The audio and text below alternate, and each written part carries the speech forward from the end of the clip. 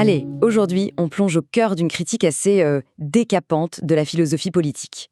C'est tiré d'un texte qui s'appelle Ô Minarchie, déesse de la gangrène. Rien que le titre, ça donne le ton. Accrochez-vous, le débat promet d'être animé.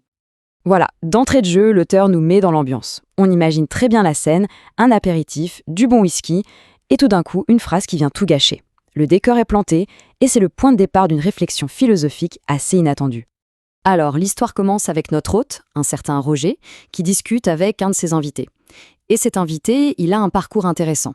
Dans sa jeunesse, il était communiste, et puis avec l'âge, il a glissé vers une position qu'il juge plus raisonnable. C'est justement cette évolution qui va mettre le feu aux poudres. On voit bien le changement de cap. Avant, c'était l'État-providence à tous les étages, jusqu'à la protection des pélicans. Maintenant, c'est un État recentré sur ses fonctions de base, ce qu'on appelle les fonctions régaliennes. Et c'est justement ce passage d'une vision à l'autre que Roger va mettre sur le grill. Et très vite, Roger met un nom sur la nouvelle idéologie de son invité. Le diagnostic tombe, il est devenu un minarchiste. C'est un terme qui désigne précisément ça, la volonté d'avoir un État, oui, mais le plus petit possible. Et c'est là que ça devient vraiment intéressant. Pour construire son argumentation, l'auteur va utiliser deux images, deux métaphores très fortes. Et honnêtement, elles sont la clé pour comprendre toute sa critique. La première, c'est celle du tunnel. Imaginez que toutes les idéologies qui acceptent l'existence d'un État se trouvent à l'intérieur de ce tunnel. Tout au fond, dans la partie la plus sombre, on a les communistes qui gardent l'entrée. Et de l'autre côté, à la sortie un peu plus aérée, on trouve les minarchistes. La deuxième métaphore, c'est celle des poupées russes. La plus grande poupée, c'est le totalitarisme. À l'intérieur, on trouve le socialisme. Et encore à l'intérieur, la plus petite poupée, c'est le minarchisme. L'idée est limpide. Même si c'est la version la plus réduite de l'État, le minarchisme reste un prisonnier de la même logique, de la même structure que les autres. Bon, maintenant que le décor et les métaphores sont posés, Roger passe à l'offensive. Et il ne va pas y aller avec le dos de la cuillère. Il va déconstruire méthodiquement la position minarchiste à travers une série de questions vraiment redoutables. Mais avant de tirer, il fait quelque chose de très malin. Il catégorise son adversaire. Il distingue trois types de minarchistes. L'idéaliste, pour qui l'État minimal est un but en soi. Le pragmatique, qui pense que l'État est un mal nécessaire qu'il faut juste limiter. Et enfin, le tacticien, qui voit l'État minimal comme une simple étape vers la liberté totale. C'est important car il va adapter ses questions à chacun. Pour l'idéaliste, la question est directe. Sur quelle base philosophique s'arrêter à un État minimal ? Si on défend la liberté, quel est le principe logique qui nous empêche d'aller jusqu'au bout, c'est-à-dire jusqu'à zéro État ? Pour le pragmatique, la question est différente. D'accord, on veut un État minimal, mais par quel miracle cet État resterait-il minimal ? L'histoire nous montre que tout État a une tendance naturelle à vouloir grossir, à étendre son pouvoir. C'est ce que l'auteur appelle un ogre génétique. Et là, c'est la question fatidique, celle qui met vraiment tout minarchiste dans les cordes. Si on est d'accord sur le fait que réduire l'État est une bonne chose, qu'est-ce qui justifie de s'arrêter juste avant la ligne d'arrivée ? Pourquoi ne pas finir le boulot et le supprimer complètement ? Évidemment, face à un tel défi, l'invité va sortir son argument massu, la justification classique de la nécessité d'un État minimal. Sauf que Roger, il n'attendait que ça. C'est un véritable piège qui se referme. Voilà le fameux argument, la défaillance du marché.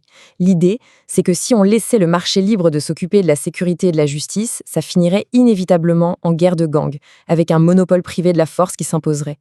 C'est le pilier de la pensée minarchiste. Et là, c'est le coup de génie de Roger Géda.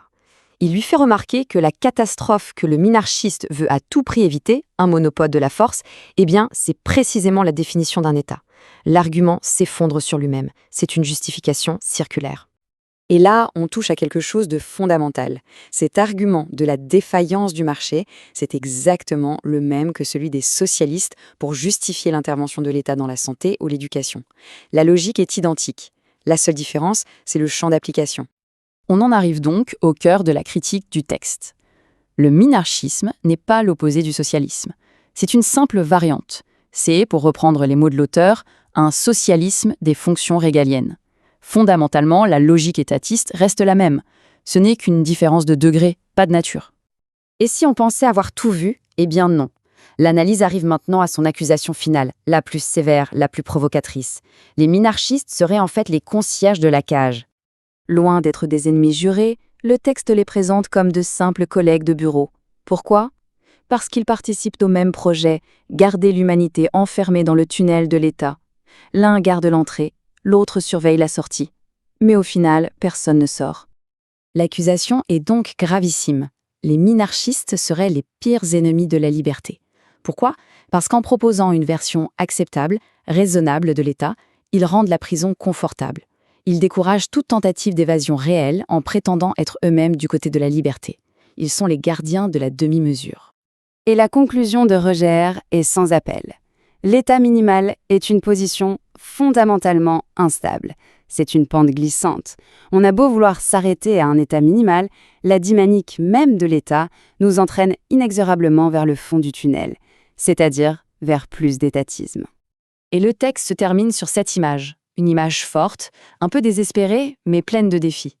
Face au mur de la cage, face à ce tunnel, certains continuent de creuser, même avec des outils dérisoires, comme des fourchettes. Et ça nous laisse avec une question en suspens.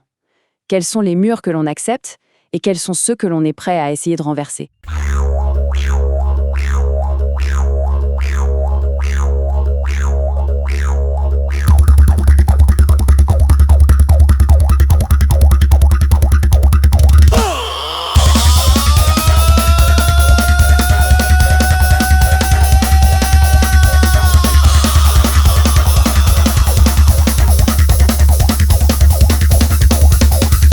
Minarchisme, la grosse doctrine libérale qui soutient l'existence d'un état minimal.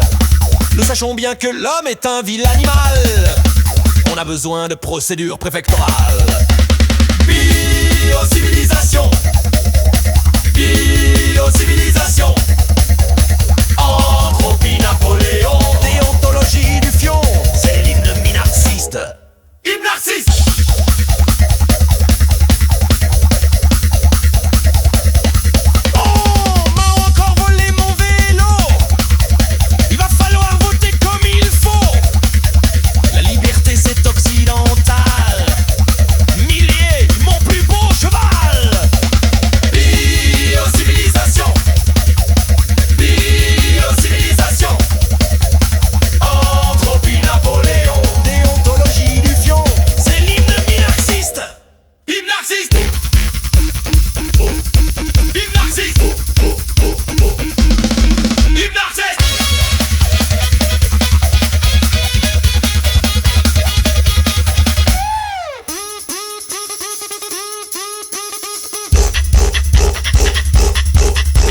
L'état policier, c'est pas si mal.